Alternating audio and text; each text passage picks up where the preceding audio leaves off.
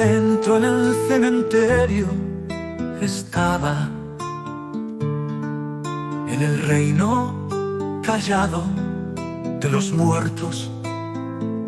Allí había gente para despedirme. Adiós, adiós, será el viaje más largo que desamparo en el gran continente de la sed, donde los huesos se mezclan con el polvo. Un disparo certero de la muerte y cae al suelo. De hospital en hospital expirando preguntaba: ¿tendrá solución mi herida?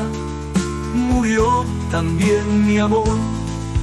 Pero movía la cabeza y era el último día.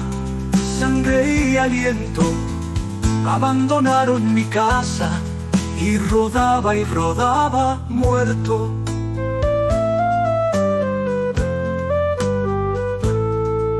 Estaba el cementerio en pendiente. Desde adentro yo rodaba como cuerpo sin nada, lentitud de otros mundos, y yo no te veía. Amor, te había sido antes. Te enterraron en el mar. Algunos miraban y nada decían. Rodaba y rodaba sobre tierra o sobre asfalto. Quedé encajado bajo una máquina y te asomaste, rostro de la juventud, y me veías en la soledad. Con tus ojos sin palabras mirabas la indefensión más grande. Aún pudo salir el cuerpo de su trampa, rodando hacia el fondo del destino. Llegué a la verja cerrada del camposanto. Era todo una ofrenda. Miré en el alma y solo tenía la llave de mis oraciones.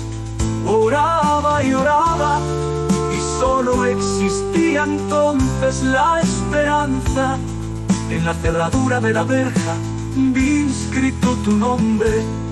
Lo acaricié letra a letra y lo amaron mis labios.